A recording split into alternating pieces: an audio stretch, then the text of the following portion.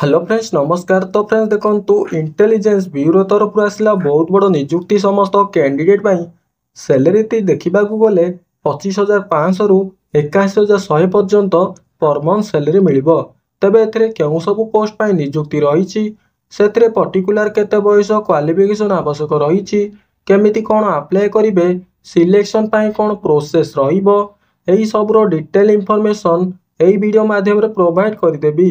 जदि एथिरे अप्लाई करने को इंटरेस्ट रखुंट वीडियो को संपूर्ण देखि नियंतु। वीडियोटी जदि आपण मानक इनफॉर्मेटिव लागिबो तबे गोटे लाइक करिवे, चैनल टी को नुआ करी आस्थिले निहाती भाबरे सब्सक्राइब करी बेल नोटिफिकेशन टी को ऑल बटन रे सेट करिवे, जहा द्वारा फ्यूचर आपण माने एही बळी सब गवर्नमेंट नियुक्तिर अपडेट इनफॉरमेशन प्रथमे पाई परिबे। तबे वर्तमान आसंतु देखिनेबा कौन रही इंटेलिजेंस ब्यूरो तरफरु निजुक्तिर ऑफिशियली नोटिफिकेशन टी। तो फ्रेंड्स प्रथमे ऑर्गेनाइजेशन नेम टी देखा गले इंटेलिजेंस ब्यूरो रही। टोटाल पोस्ट देखा गले 3,394 टी पोस्ट रही।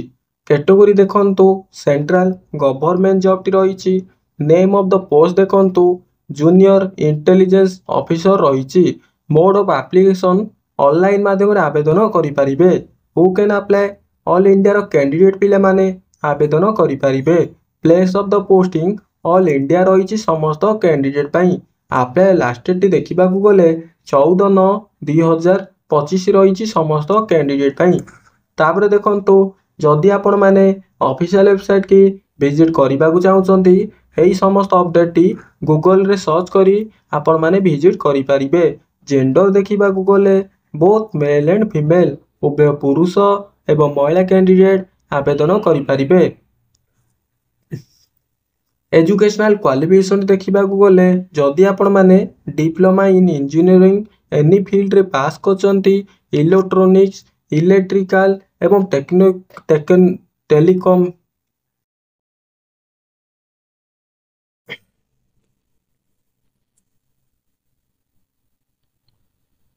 तो फ्रेंड्स देखंतु ऑर्गेनाइजेशन नेम टी देखा गले इंटेलिजेंस ब्यूरो रही समस्त कैंडिडेट टोटाल पोस्ट 394 टी पोस्ट रही। कैटेगरी सेंट्रल गवर्नमेंट जॉब टी रही। नेम ऑफ द पोस्ट देखा गले जूनियर इंटेलिजेंस ऑफिसर रही। मोड ऑफ एप्लीकेशन ऑनलाइन माध्यम आवेदन करें। Who can apply all India रो कैंडिडेट पिला माने आवेदन करें। Place of the posting all India रही समस्त कैंडिडेट अप्लाई लास्ट डेट देखंतु 14/9/2025 रही समस्त कैंडिडेट तापर देखंतु जेंडर देखंतु बोथ मेल एंड फीमेल उभय पुरुष और महिला कैंडिडेट आवेदन करें। एजुकेशनल क्वालिफिकेशन देखा गले जदि आपण माने completed diploma in engineering electrical electronics telecommunication एवं जदि आपण माने कम्युनिकेशन और इलेक्ट्रिकल इलेक्ट्रॉनिक्स रे जदि पास करचंती एवं जदि आपणकर bachelor degree science with electronics computer science physics एवं मैथमेटिक्स रे जदि पास करचंती ता सहित जदि आपण माने बैचलर्स कंप्यूटर डिग्री माने कंप्यूटर एप्लीकेशन सीए जदि पास करचंती तबे ई पोस्ट पई एप्लीकेबल रहउचंती।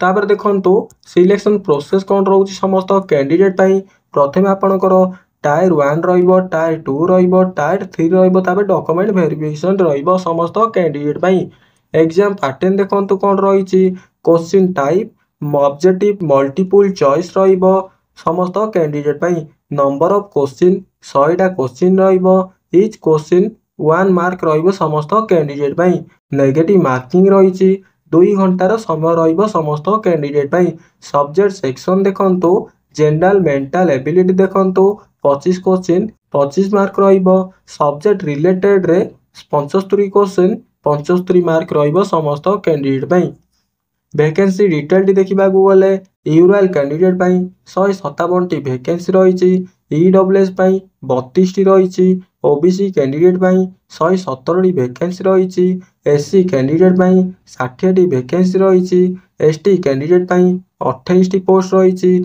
टोटाल पोस्ट 394 टी पोस्ट रही समस्त कैंडिडेट तापर देखंतु आपणकर एज लिमिट कौन रही मिनिमम एज टी 18 वर्ष रही मैक्सिमम एज टी 27 वर्ष रही समस्त कैंडिडेट एज रिलैक्सेशन टी आज पर गवर्नमेंट रूल अनुसार ओबीसी कैंडिडेट 3 ବର୍ଷ, ST SC PWD କ୍ୟାଣ୍ଡିଡେଟ୍ ପାଇଁ 5 ବର୍ଷ, ଏକ୍ସ ସର୍ଭିସମ୍ୟାନ୍ କ୍ୟାଣ୍ଡିଡେଟ୍ ପାଇଁ 5 ବର୍ଷ, PWD plus SC ST candidate ପାଇଁ 15 ବର୍ଷର ଏଜ୍ ରିଲାକ୍ସେସନଟି ରହିବ।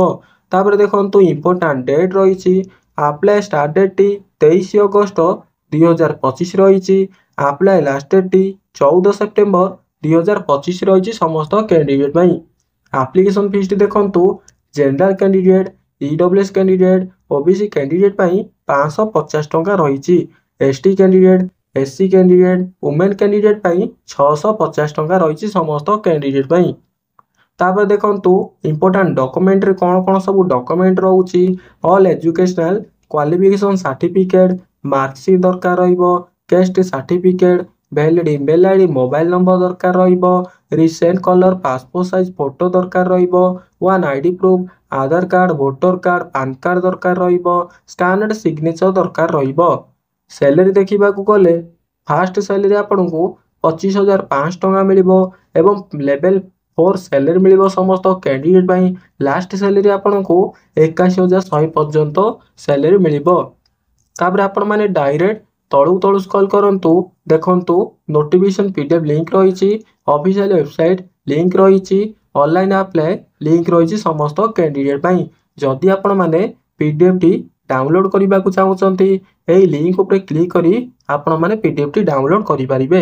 ନଚେତ୍ ମୋର ଡିସ୍କ୍ରିପ୍ସନରେ ଟେଲିଗ୍ରାମ ଲିଙ୍କ୍ ଅଛି, ସେଠାରେ ଯାଇ ଜଏନ୍ କରନ୍ତୁ। ସେଠାରୁ ଆପଣମାନେ ଡାଇରେକ୍ଟ ନୋଟିଫିକେସନ୍ PDFଟି, ଅଫିସିଆଲ ୱେବସାଇଟ୍ ଲିଙ୍କ୍ଟି, ଅନଲାଇନ୍ ଆପ୍ଲାଏ ଲିଙ୍କ୍ଟି ପାଇଯିବେ। ଡାଇରେକ୍ଟ ଜଏନ୍ ହେଇ ଡାଇରେକ୍ଟ ଆପଣମାନେ ସମସ୍ତ ଲିଙ୍କ୍ଟି ପାଇଯିବେ। ତାପରେ ଦେଖନ୍ତୁ ଆପଣମାନେ ଅନଲାଇନ୍ ଆପ୍ଲାଏ ଲିଙ୍କ୍ ଉପରେ କ୍ଲିକ୍ କରିସାରିବା ପରେ ଏଇଭଳି କିଛି ଶୋ କରିବ ସମସ୍ତ କ୍ୟାଣ୍ଡିଡେଟ୍ ପାଇଁ। ଆପଣମାନେ ଦେଖନ୍ତୁ ଡାଇରେକ୍ଟ ତଳୁ ସ୍କ୍ରଲ୍ କରିବେ। ରେଜିଷ୍ଟ୍ରେସନ୍ ପ୍ରଥମେ ଆପଣମାନେ ରେଜିଷ୍ଟ୍ରେସନ୍ କରିସାରିବା ପରେ ଆପଣମାନେ ଲଗ୍ଇନ୍ କରି ଆବେଦନ କରିପାରିବେ। ତ ଫ୍ରେଣ୍ଡସ୍ ଏଇଭଳି ପ୍ରୋସେସ୍ ମାଧ୍ୟମରେ ଆପଣମାନେ ଆବେଦନ କରିପାରିବେ। ଯଦି କିଛି ବି ଡାଉଟ୍ ରହିଛି ମୋତେ ଏଇ ଭିଡ଼ିଓର କମେଣ୍ଟ ବକ୍ସରେ ପଚାରି ପାରିବେ। ମୁଁ ଆପଣଙ୍କର ସମସ୍ତ ଡାଉଟ୍ର କ୍ଲିୟର କରିବି। ଯଦି ଭିଡ଼ିଓଟି ଆପଣମାନଙ୍କୁ ଇନଫର୍ମେଟିଭ୍ ଲାଗିଲା ତେବେ ଗୋଟେ ଲାଇକ୍ କରି ଚ୍ୟାନେଲକୁ ସବସ୍କ୍ରାଇବ୍ କରି ରଖନ୍ତୁ।